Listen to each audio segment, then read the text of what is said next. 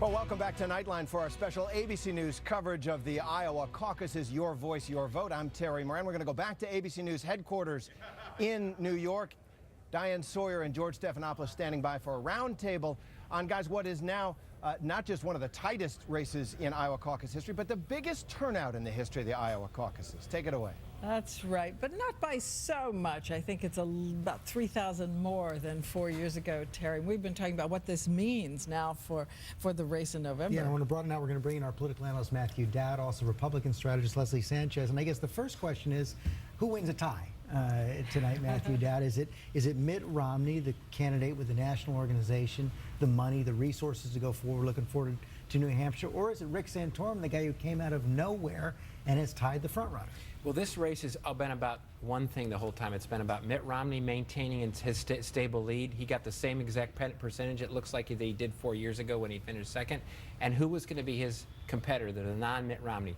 5 different candidates have had a shot at it. We've had 6 different frontrunners. We now have a new candidate that's going to take a shot. And so I think the winner tonight, if you can say there's a winner in a basically tied race, is Rick Santorum, is the new person with his time in the sun to see if he can be that and have staying power to be the non-Mitt Romney candidate. And that will depend in part, Leslie, if some of the other candidates who've fallen back, Newt Gingrich, Rick Perry, Michelle Bachmann, actually get out of the race. Right now, it doesn't look like they're going to. Absolutely, and it's not so much about the race of who wins tonight as much as it is who doesn't win, who's going to survive and continue to be moving. If you consider the fact that Speaker Gingrich, you had him, Rick Perry, all the people who were front runners and now they're not. It's almost like a game of musical chairs, and Santorum was the last one standing. And I wonder if we can cue up that tape, because it is worth pointing out that Michelle Bachmann, who came in at the bottom of this voting after having won the straw poll back in August, she came in with 5%, was seen dancing earlier on the podium with her husband and vowing to stay in, saying our interests are those of the American people, but we'll see what happens. But what a fall she's had from winning the straw poll back in August to coming in 6th place here tonight. She doesn't look like it's bothering her too much as she dances. But looking forward now again to the general election, Matthew, the Obama campaign has been hoping for a long, bloody nomination fight. The fact that there's a tie here in Iowa, better sign that they're going to get it.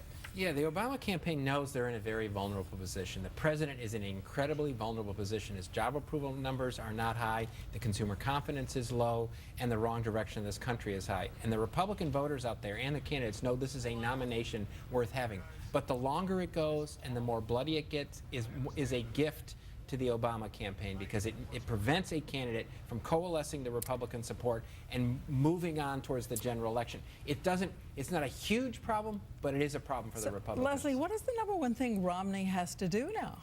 Well, he has to show he's an authentic candidate. I mean, people know he has the resources, he has the dollars, the ground game. He's putting the firewalls in South Carolina and he's Florida. been trying to do that all along, so what does he do? He's been trying to do that, but he's really not making the case. It shows the fluidity and that there is that opportunity. I can't say that it would be a Santorum, but there's definitely viability. And this may be a case where the second half of the ticket, who that VP candidate, the combination is going to be more important than maybe in years past. And how much blood he's going to spill before he gets there, Matthew Dowd. We've already seen Newt Gingrich in his speech tonight take off on Mitt Romney. Again, he's putting up an ad in the Manchester Union Leader, the big New Hampshire paper tomorrow, attacking Mitt Romney. He's called him a liar today. That could do damage to the potential nominee. Well, that's the thing that Mitt Romney still has to prove. He's got to prove 2 things in this race. First, he's got to prove that he can take a consistent punch, which he's not had to do.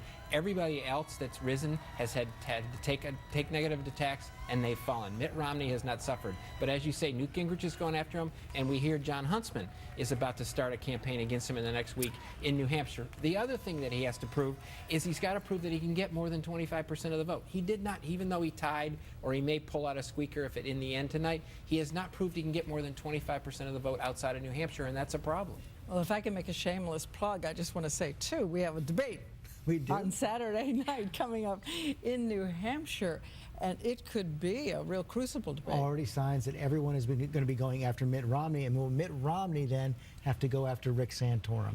A lot to look forward to Saturday night. Thanks to all. Terry?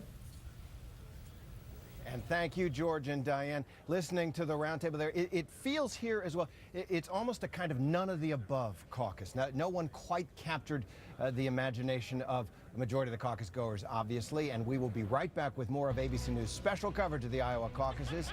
It's your voice, your vote. Thank you very much. Thank you. Thank you. You've